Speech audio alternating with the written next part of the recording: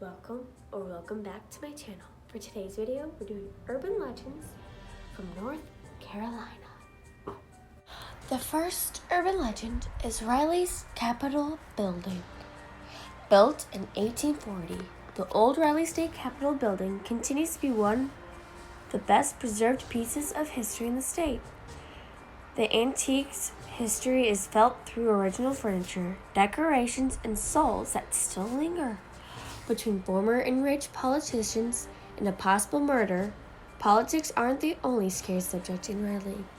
In 1961, the seat of the North Carolina state government moved just 2 blocks away, but the original building still remains. Of course, any old building contains tons of history, but what about ghosts? Most encounters of the ghostly kind are reported by the night watchers, who claim to have heard yells, screams, and doors being unexplainably slammed and opened. The strangest encounter was witnessed and reported by a watchman by the name of Mr. Jackson. Jackson claims to have witnessed the manual elevator going up and down from the 3rd to 1st floor. While distant, voices carried on conversations as if a time break was occurring, and somehow Jackson was witnessing a day in the life in the 1900s. In the 1860s, a woman was murdered at the front step of the Capitol building. Witnesses who have heard chilling, shrill screams attribute this to the victim's ghost. From downright terrifying to sometimes silly, the Capitol building and its ghost are famous North Carolina urban legends. The next urban legend is Normie. Man-made in 1963, Lake Norman was created by damming the Catawba River at Cohen's Ford.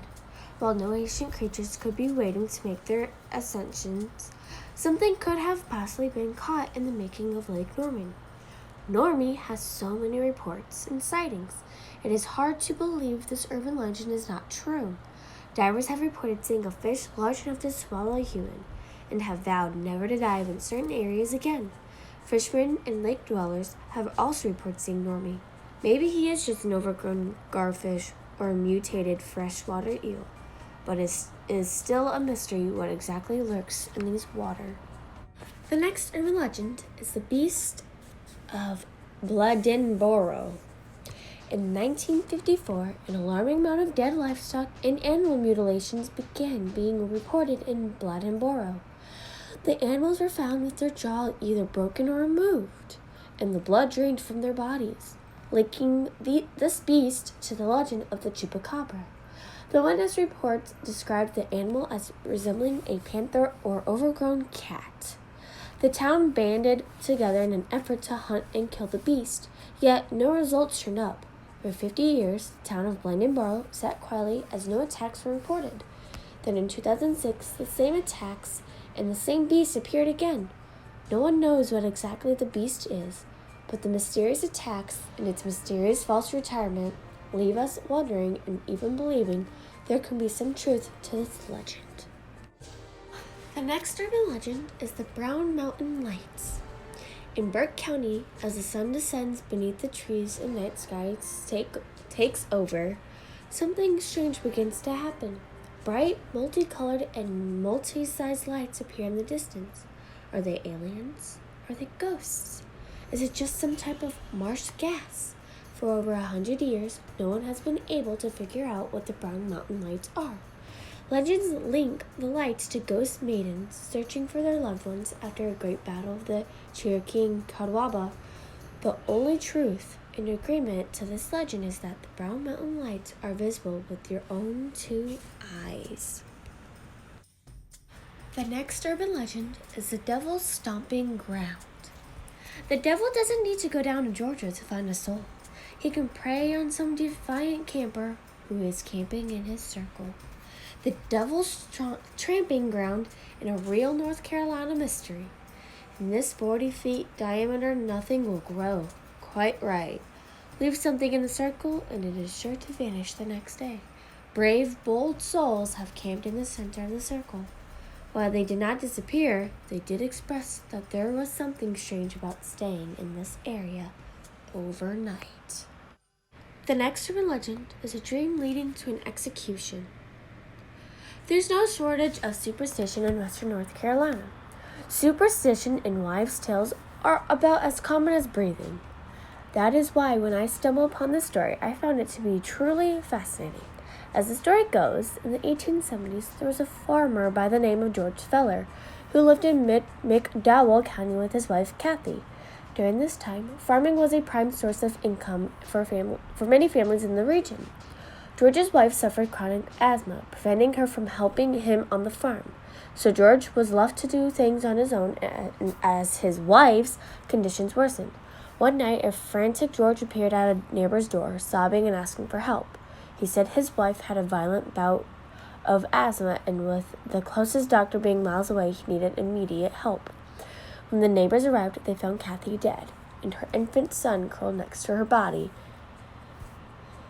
In typical mountain fashion, the town banded together for help as all the funeral arrangements were made and finalized. On the day of the funeral, in tradition, a group of mourners walked behind the wagon carrying the coffin for the 4-mile journey. As they traveled, they suddenly encountered a man on horseback who refused to let them pass. He told the mourners, "You cannot bury this woman. She has been murdered." As the crowd stood in shock, the man continued, "I don't know any of you. I live in Yancey County, but I had a dream last night that on my way into McDowell County, I would meet the funeral procession of a woman killed by her husband. This is the party I saw in my dream. The same carriage, the same coffin. Unless you have an examination made, you leave me no choice but to tell the law." Everyone stood in disbelief.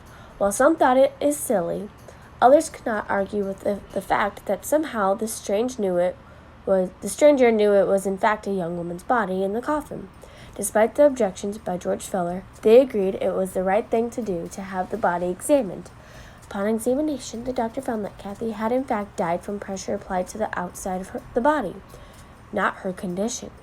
Kathy was actually murdered, and after this striking discovery, it did not take long for George to admit that he and Kathy had a terrible fight the night before her death, that he did in fact murder his wife in rogue rage by strangling her with a leather strap.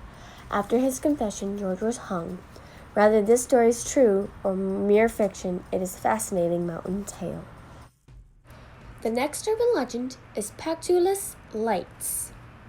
This infamous North Carolina legend is the only train track story that does not involve an actual train wreck. In the early 1900s, a young man rode his horse from Greenville to Patchoulis to surprise his fiancée as she got off the train. Sadly, he was never there to greet her as he caught the attention of 3 men walking the tracks. They decided at this point they should just ride instead of walk to their destination.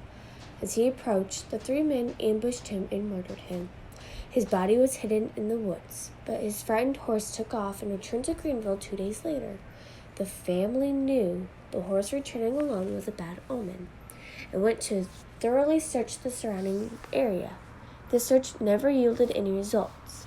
The train tracks have long been removed, but the soul of the young man still haunts the area. He is said to appear in the form of a glowing orb of light. Sometimes the light will be float as waist level, as if the man is walking beside his horse. Other times at eye level, as if he is still riding the horse. The legend of the lights is linked to the young man trying to let his fiancée know he is there looking for her. The land is now privately owned, and unwanted visitors are usually told to go away. The next urban legend is Helens Bridge.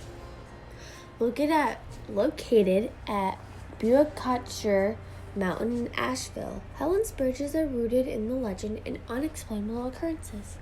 The story goes that a young mother hung herself from this bridge after her daughter died in a fire.